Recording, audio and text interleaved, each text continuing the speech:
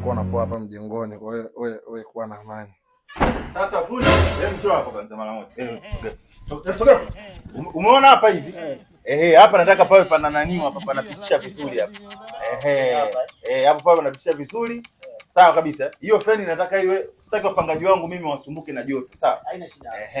Sasa tushuke kidogo hivi mara moja. Mwenye nyumba kuna shida gani? Usijali, tunafanya marekebisho madogo madogo. Sawa?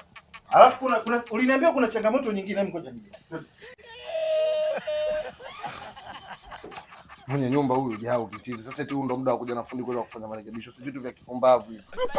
Kama issue ya dirisha hili. Dirisha ni changamoto gani? Kama dirisha sijui imefanyaje hapa. Fundi, njoo angalia.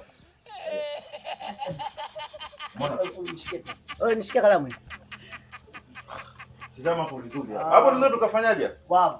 Wavu Wavu. Naona. Wa mita ngapi unaweza kufanya? Wavu mita 2 ule. Unafaa ule? Basi. Tunarekebisha mambo yatakuwa sawa. Sawa? Wewe endelea. God have mercy upon us. Huyu anataka kujifanya huyu mjanja huyu. Huyu mazoea huyu mwenye nyumba yangu. Ngoja nifunge. Kazi tu hapo mimi.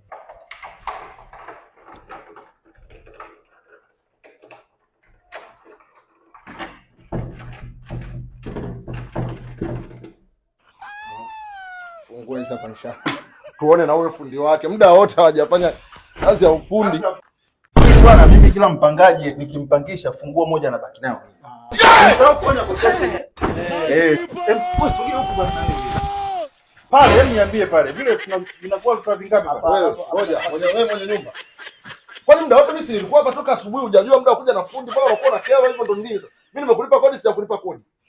Fundi. Kodi nimekulipa, sijakulipa. Hebu andika pale vizuri. Hapo itakuwa bomba moja. Bomba moja. Una chache sana. Hii ya upande huu moja. Alafu hiyo feni hiyo inabidi ikele mawavu yale. Kulinda usalama wa watu. Ngoja wewe unakulipa kodi, sikulipi kodi. Wewe unakulipa kodi, sikulipi kodi. Kodi wapi?